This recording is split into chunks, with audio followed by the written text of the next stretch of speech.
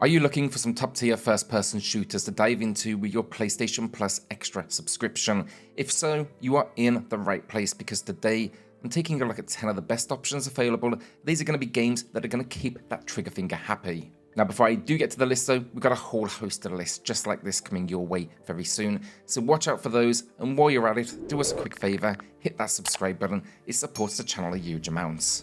Now, let's jump into the action.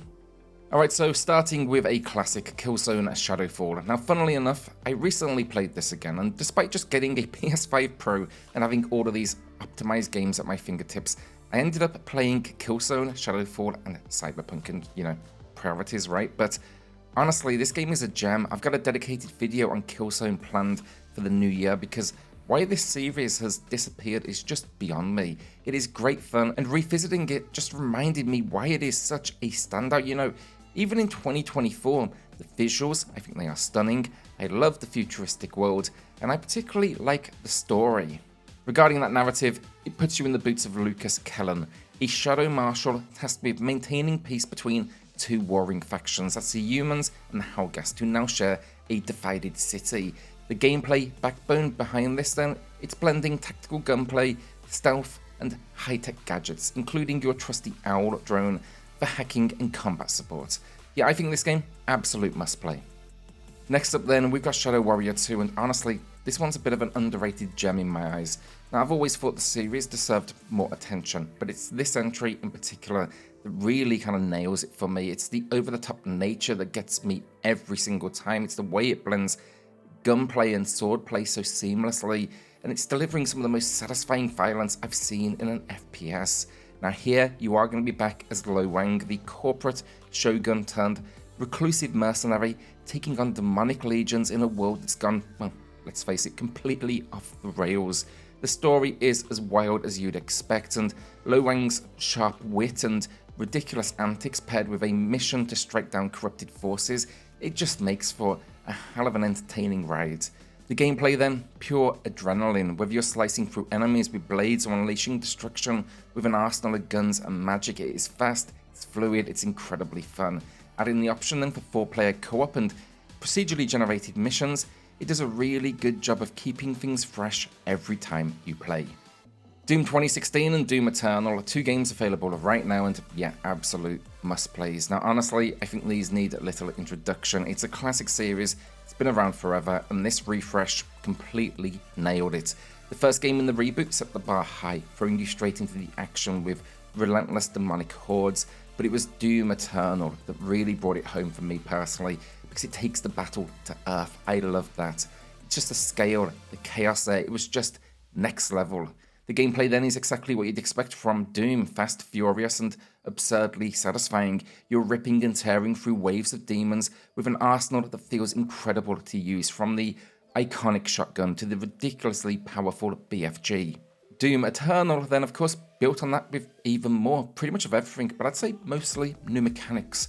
Now, as for the story, I'd say simple but effective. You are the Doomslayer, a hell of a lead character. You are humanity's last hope though, and you do what you do best. That is, annihilate absolutely everything in your path. These games just pure adrenaline and chaos, and if you've somehow missed them over the years, go press download immediately. Back 4 Blood is up next, and let's be honest, it got some hate at launch. Personally though, I had fun with it, and transparently, when you've got a service as good as the PS Plus Extra Catalogue, it's easier to overlook some of the issues because, well, we're paying nothing extra. Now, I found myself coming back to this one over the years because I'm a big fan of Left 4 Dead as a formula, and that's exactly what this is, a sequel in everything but name. Now look, sure, it's not perfect, but if you've got a solid crew, the co-op gunplay, it can be a blast. The game though puts you at the centre of a war against the Ridden. These once human hosts of a parasite, they've turned into horrific creatures, and of course, well, you need to kill them all. You and your squad though, of up to 4 players, tackle increasingly challenging missions in a story-driven campaign that has you battling through waves of enemies while managing resources and adapting your strategies. It also then, the gameplay includes a roguelite card system. I really like this, it changes each run, basically letting you customize character builds on the go.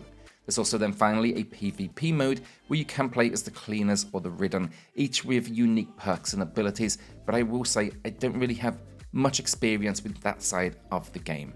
If you are into cooperative shooters and enjoy the Left 4 Dead formula, this one's definitely worth a look. Rage 2 is next, and transparently it didn't live up to the original. That said, it's largely been forgotten over time, and I don't think that's deserved. Now recently I reinstalled it just to kind of take a quick peek, and to be honest, I enjoyed the little time I spent back in its world. It's over the top, it's a bit old school in its approach, and simply fun in a way we don't often see from big open world first person shooters anymore. Now the story, it drops you into a post-apocalyptic wasteland where an asteroid, it's wiped out most of humanity, leaving behind ruthless gangs and the oppressive authority. Now you'll play as Walker, the last ranger, out for revenge and freedom after being left for dead. You know, the setup here is straightforward, but it does the job. It gives you an excuse to dive into the world and start just, well, you know, tearing things up. The gameplay though is where Rage 2 for me really shines. The gunplay feels punchy and satisfying. There's an array of over-the-top weapons and abilities just let you wreak absolute havoc on enemies. Combine that then with ludicrous vehicle combat and an open world full of chaos, and yeah, you've got a game here that's more about pure, unfiltered mayhem than anything else. Crime Boss Rocky City is up next, and transparently I haven't played this one, but I did just download it, and let me explain to you why. Now at launch, this game got absolutely destroyed by reviewers. IGN, for example, they slapped it with a 4 out of 10. However, while researching for this video, I discovered it's received a ton of updates, and it might just have hit the heights it originally set out to. You know, looking at Steam and forums, folks seem to be enjoying it now, with recent reviews being very positive. I've always loved the concept to take a bunch of action movie stars and throw them into a video game world. You know, that's a win for me. The game though is set in title Rocky City, a 90s inspired crime hub brimming with quirky characters and over-the-top gangster vibes. You'll play as Travis Baker in the single-player roguelike campaign, building your empire through high-stakes heists and tough battles. So yeah, basically the gameplay here revolves around pulling off bank robberies, armoured truck raids and other crimes, using either stealth or full-blown chaos with a selection of weapons and gadgets.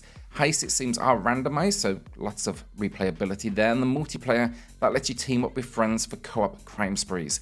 I think the cast here really is the major highlight in my opinion. It features legends like Michael Madsen, Chuck Norris and Kim Basinger, which gives the game that kind of cheesy action movie vibe, and that's exactly what you're looking for here. All of this is to basically say though, it might actually now be worth a second look. Next up is Far Cry 5, and while there are a few entries in the series available for download, going with this one purely because I really enjoyed its shift to an American setting. The transition here to Hooper County, Montana brought a fresh vibe to the franchise, and honestly I found the father, Joseph Seed, to be one of the most entertaining villains in the series. Now look, sure, the gunplay, the open world structure, it's largely the same as the other Far Cry entries, but you know, if it isn't broken, don't fix it. It is a game though that hands you a target and it lets you approach it however you want. That's what I like. So you could be guns blazing, you could be sneaking through enemy camps, you could be driving in vehicles, the choice is yours. The story then, it pits you against Joseph Seed and his fanatical doomsday cult, Eden's Gate, as you work to liberate Hope County. Alongside his siblings, the Heralds, Joseph has taken over the area, and it's really up to you to kind of inspire resistance to take back that community, but it's the characters, these enemies are so entertaining. Given the story, I will say it definitely has its dark moments, this one too, but it doesn't forget the humour still, and that's very much a signature now of what Far Cry is. Gameplay wise though, I'd say, as I kind of summarised earlier, it's all about freedom, whether you're taking on missions solo or in co-op, and you can use a massive arsenal of weapons from rocket launchers to shovels. You can enlist allies like the fan favourite Dog Boomer or Cheeseburger the Bear, and yeah, add on top of this then an open world packed with things to do, and I mean, I think you probably got this already, but I love this entry. Now we've got Wolfenstein The New Order and Wolfenstein 2 The New Colossus, and much like Doom 2016, these were a refresh for the series, and they absolutely delivered. You know, they reimagined the classic Wolfenstein formula with a fresh focus on storytelling and then tried and tested gameplay. Now story-wise, you are a resistance fighter out to take down the regime in an alternate 1960s, then the sequel has us fighting a revolution across America.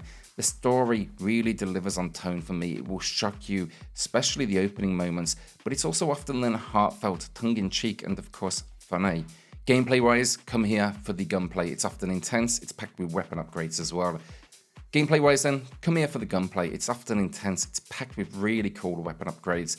And yeah, just generally there's some really creative weapons as well. It's so fun to experiment in this one. It's also worth noting, on Game Catalogue, you can also grab the Old Blood That is a standalone prequel to the New Order that expands on the backstory, and then you can get Youngblood as well. That is a co-op focused entry that lets you play as twin daughters. However, fair warning, Youngblood didn't quite resonate with fans the same way. Now, if you are diving into this series, I'd say start with the New Order, maybe slap Old Blood in between, and then head to the new Colossus. They are just incredible examples of how to reboot a franchise while staying true to its roots. Our final game then is Prey, and let me just say this, it's one of the most underappreciated modern games out there. I brought it on day one, loved it, but it felt like so many others just overlooked it. Now, over the years, it's developed a well-deserved cult following with fans, myself included, singing its praises. Now, if you haven't played it yet, you are in for something special. So story-wise, it's set aboard a massive space station, and Prey throws you into the role of Morgan Yu. The story revolves around an outbreak of mysterious, shape-shifting aliens that have overrun this station. Now it's going to be a fight for survival while uncovering the truth about your past and also the experiments that have been conducted aboard this space station. Basically, it's kind of a narrative-driven experience, but it delivers with twists, atmosphere, and this eerie kind of sense of isolation. The gameplay, though, beyond it, shines too. It's a blend of first-person shooting, sim mechanics, and exploration. Expect to scavenge for resources, craft gear, and unlock abilities, both human and alien, to adapt to your environment and fight back against the threats. The enemies then, especially the mimics that disguise themselves as everyday objects, they keep you constantly on edge, and the station itself is just honestly, a masterclass of level design. Prey is an incredible experience, and it is a must-play for anyone. And that is the video done. Will you be downloading any of these? Let us know in the comments. Maybe you've played a few of them already too. If so, show them some love in the comments too. Give them some support. Let others know they should check them out too. Now with that, hit subscribe for weekly PlayStation content. Again, we've got tons here coming up, and I'll see you all on the next video. Thanks all.